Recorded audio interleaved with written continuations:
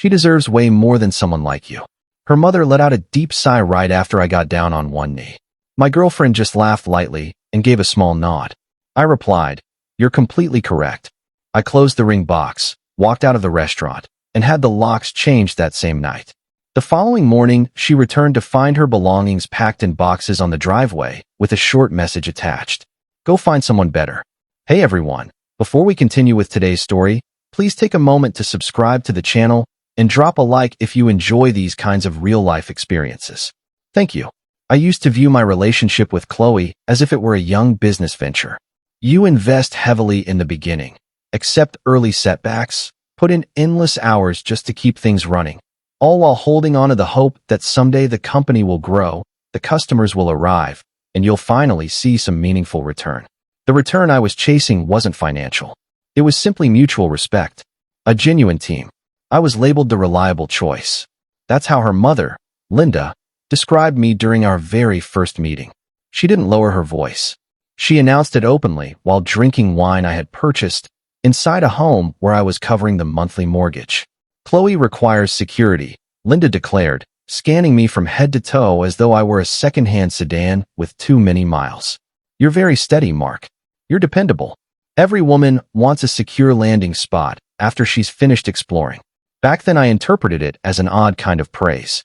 I was 28, earning a solid six-figure salary in supply chain coordination, and I owned the house outright. I mistakenly believed dependable meant long-term husband potential. I didn't understand that dependable actually translated to walking wallet with a heartbeat. For 3 full years, I single-handedly financed the Chloe enterprise.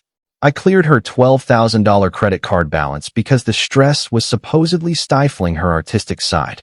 I handled payments on her leased luxury vehicle since she insisted a certain badge was essential for her image as a freelance digital marketing strategist, a position that, from what I observed, generated almost no income. But the true extra person in our relationship wasn't a secret lover. It was Linda. Linda was an angry, divorced woman who approached marriage like a high-stakes business deal. She had married money, walked away with a large settlement, quickly spent it, and now chased glamour vicariously through her daughter. And Chloe? She was genuinely afraid of displeasing her. If Linda claimed water was purple, Chloe would start dyeing everything violet. The red flags were constant and obvious. About 4 weeks before everything exploded, I dragged myself home exhausted after a 14-hour workday. Chloe and Linda were camped out in my living area, surrounded by luxury shopping bags. "Oh great, the little aunt is back," Linda remarked without lifting her eyes from a cashmere sweater she was admiring. "Hi honey," Chloe said casually. She remained seated. "Mom's vehicle is in the garage, so I said she could join us for dinner. Also, we used your Amex for everything. Mine was having issues." Having issues meant it had been declined again. "How much this time?" I asked, setting my keys on the counter. "Don't turn this into math, Mark," Linda shot back. "It's very unattractive. A real man wants his lady to shine. You dress like you're still in college. You wouldn't prefer Chloe to look like she matches your income bracket, would you?" I turned toward Chloe. I waited for her to stand up for me. I waited for the words. "Mom, Mark works extremely hard for both of us." That's enough. Instead, Chloe carefully adjusted the sweater across her mother's shoulders. "Mom makes a good point, Mark. You could show a little more support instead of attitude. We're just having some mother-daughter time." I forced the frustration down. I convinced myself it was temporary tension. I convinced myself that an engagement ring would change the entire atmosphere. I would become the official husband, the leader of the family, and Linda would fade into the background. I was delusional. I chose her 27th birthday for the proposal. I went all out. The ring cost more than my very first vehicle, platinum setting, certified diamond that needed its own insurance policy. It pushed my budget to the absolute limit. But I wanted to permanently silence the voice of doubt Linda had planted. I wanted a ring that announced, "I'm not merely reliable. I'm accomplished." I reserved a table at La Fleur, the most exclusive upscale restaurant in town. Bookings required a 3-month wait. Jacket mandatory. The evening of the dinner, I was anxious. The ring box felt like it weighed 20 pounds in my pocket. But when I pulled up to the valet stand, I spotted Chloe waiting outside. She wasn't alone. Linda stood beside her, wearing an evening dress even more extravagant than Chloe's. Surprise. Chloe squealed when I stepped out. "Mom felt lonely tonight, and I couldn't bear leaving her with frozen leftovers on my birthday. I already asked them to set an extra place. My heart sank. Chloe, tonight was supposed to be intimate. Just the two of us. Linda moved closer and patted my face gently. Oh, calm down, Mark. Don't be so territorial. You'll have the rest of your predictable life with her. Give me one evening. I looked directly at Chloe. She gave me the big, innocent eyes, the same look she used whenever she overspent or canceled plans. Please, Mark, don't spoil the mood. Mom is really looking forward to this.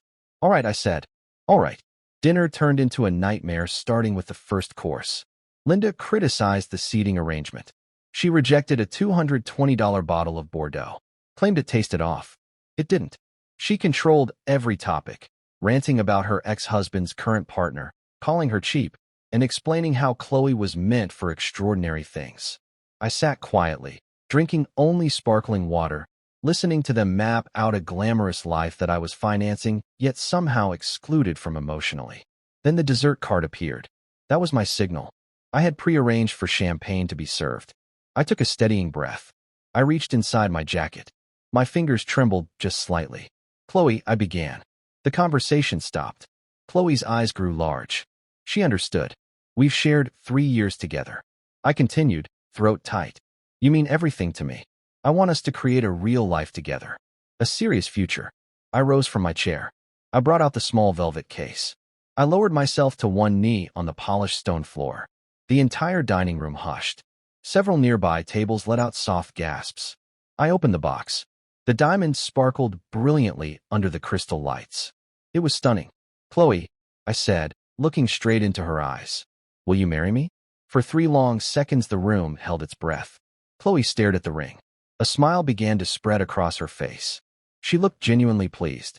Then a loud, dramatic exhale sliced through the quiet like a blade. It came from Linda. She sat back, arms folded, studying the ring with visible disappointment and mild contempt. Seriously? Linda said. Her tone carried across multiple tables. Right now? In this place? I froze. Linda, please. I'm simply speaking the truth, darling, Linda answered, shifting her attention entirely to Chloe and pretending I wasn't there. Just look at him. Look at this situation. She waved a hand loosely in my direction while I remained kneeling. Is this truly the best ending you can imagine? You're only 27. You're at your peak. She paused for effect, then delivered the final line. You could aim much higher than this. You deserve someone who matches your energy, Chloe, not someone who simply keeps the spreadsheet balanced. I stayed down on one knee. Humiliation flooded through every vein. I looked up at Chloe. This was the decisive moment.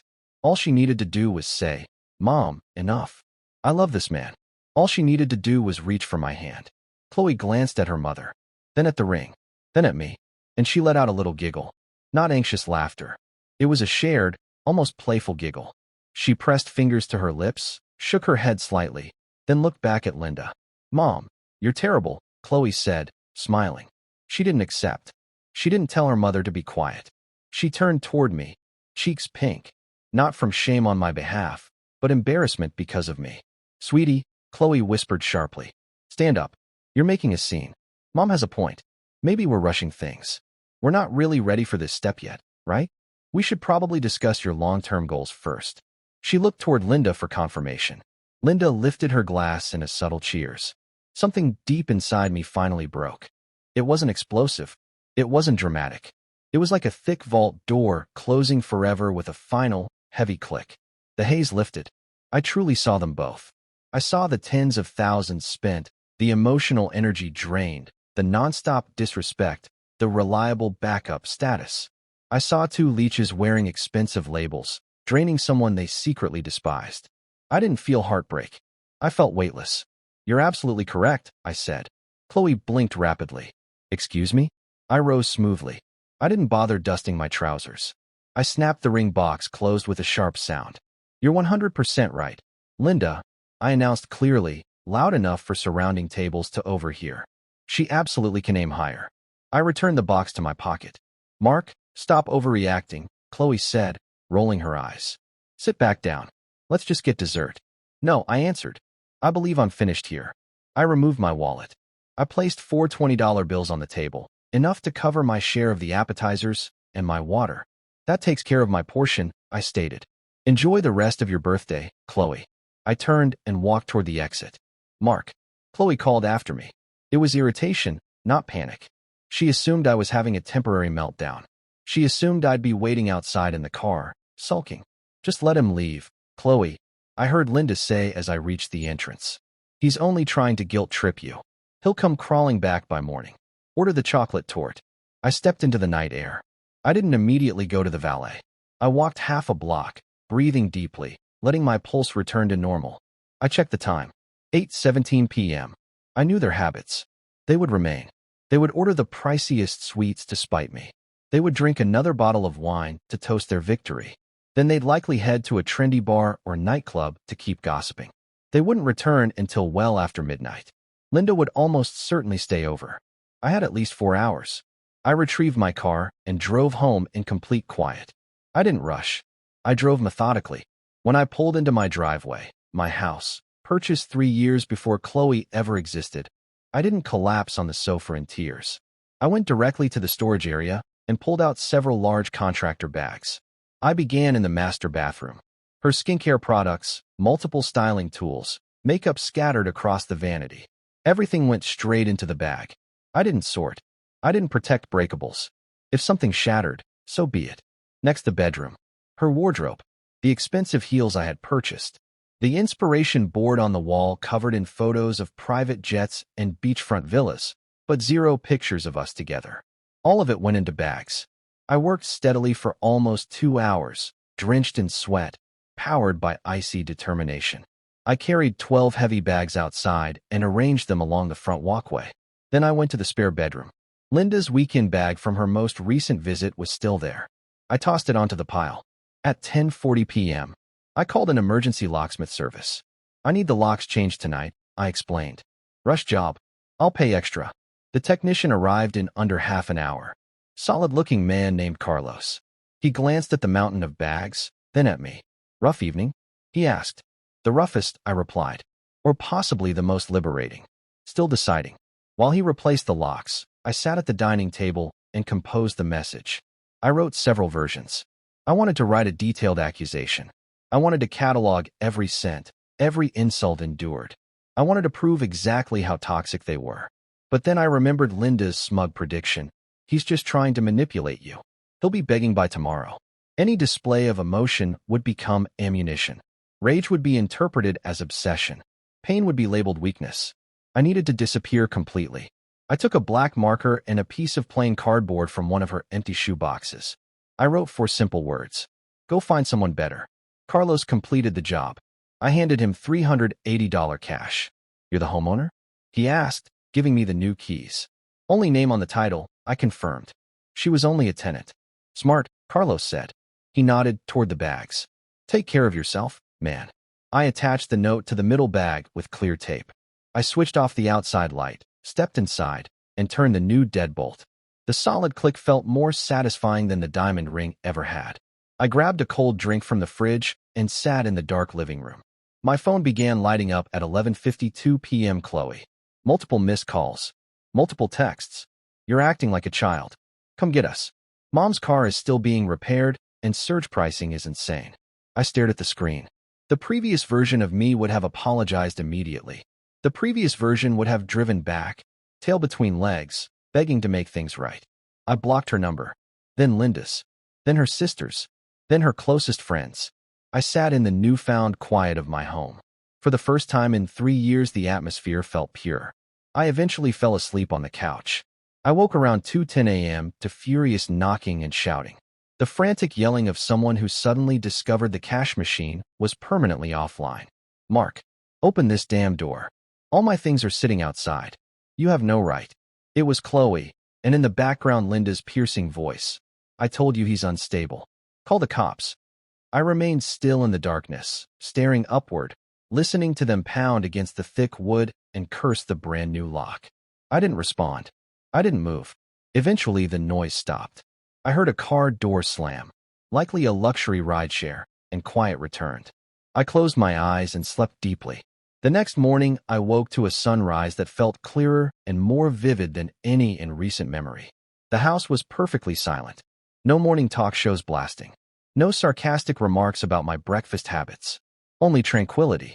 I reviewed the security footage while brewing coffee. The 2:18 a.m. clip was almost cinematic.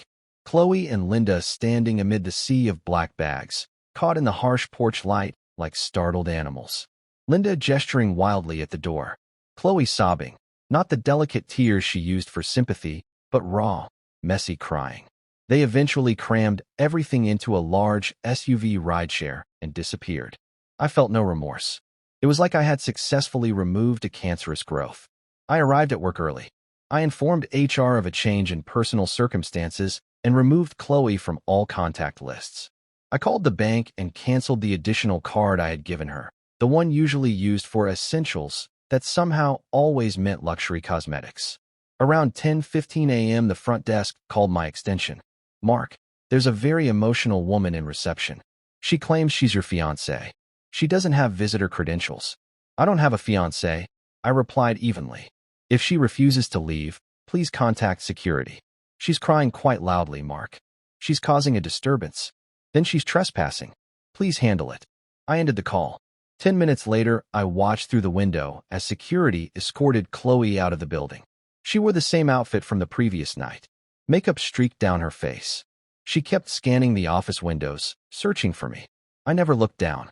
I kept working. That was the final time I saw her for nearly half a year. I didn't simply end the relationship. I erased every trace of her. I deleted every photograph. I replaced the furniture she had chosen. I painted the main living space a deep charcoal gray. I started strength training, not for revenge, but because I finally had both time and resources to take care of myself. The aftermath filtered in slowly through loose-lipped mutual acquaintances. First came the housing crisis. Chloe had no place to stay. She had cut ties with previous roommates to move in with me, and she had no savings for a security deposit. So she moved into Linda's cramped two-bedroom apartment, technically maintained by alimony checks. The mother-daughter fairy tale quickly soured when they became full-time roommates. Linda started demanding rent. She criticized Chloe's appearance, her career choices, her inability to secure me permanently. Without my salary, Chloe's entire lifestyle imploded within weeks. The luxury car lease. Payment stopped. The vehicle was repossessed inside a month. She began taking public transit to client meetings, which quickly disappeared because she appeared worn out and frantic. The biggest blow landed roughly 3 months later. I was at a home improvement store picking up lumber for a backyard project when I ran into Megan, one of Chloe's former friends. Megan had always stayed somewhat neutral. She put up with Linda, but privately found the whole arrangement strange. Mark, she said, clearly surprised. You look really healthy. I feel healthy, Megan. I replied, placing a few items in my cart. She paused, then lowered her voice. I probably shouldn't say anything, but have you heard about the upgrade? I gave a small laugh. The upgrade? About a month after you ended things, Linda pushed Chloe to get back out there and land someone impressive. She arranged a date with a guy called Victor. Claimed he was some kind of venture capitalist. I leaned against the aisle. Let me guess, he wasn't. Megan winced. Actually, he appeared very wealthy. Drove a Porsche. Took them to high-end places. Linda was practically swooning. Chloe thought she had finally hit the jackpot. She was sharing every detail online about how she'd found someone who truly matched her. And he was running a scam, Megan said quietly. He dated her for about 7 weeks, convinced her to borrow money for his next big project, then disappeared completely. She's now stuck with a $17,000 personal loan. Linda is livid because he also used one of her cards. A cold sense of justice settled inside me. That's unfortunate. She's really struggling, Mark, Megan added gently. She's waitressing at a small cafe now. Linda is threatening eviction because the rent is overdue. I nodded slowly. Well, she wanted an upgrade. Sometimes the upgrade comes with a very expensive tuition fee. I paid for my supplies and walked out. 6 months after the breakup, I had transformed. My finances were strong again. My health had improved dramatically. I was seeing a woman named Sophia, an emergency room physician I met through a local hiking group. Sophia drove an old, reliable Honda, insisted on splitting checks from the very first date, and had zero tolerance for theatrics. It was the calmest, most natural relationship I'd ever experienced. I hadn't thought about Chloe in months. Then came the wedding. A college acquaintance's ceremony, Unfortunately, someone who had remained connected to Chloe's circle. I almost skipped it. Then I looked at myself in the mirror, straightened my tie, and decided, why should I disappear? I brought Sophia. We looked sharp. We were relaxed, smiling, enjoying ourselves. During the reception cocktail hour, I spotted Chloe. She appeared worn. Hair lacked shine. Dress seemed inexpensive and slightly too big. She stood alone near a high-top table, holding a drink, scanning the crowd nervously. She was no longer the main attraction, just another attendee. Our eyes met. She registered me, then Sophia, then me again. I saw the shock hit her physically. She noticed the tailored suit, the easy confidence, the genuine contentment. She set her glass down and walked directly toward me. Sophia gave my hand a gentle squeeze. That's her? Yes, I confirmed. Mind if I handle this alone for a minute?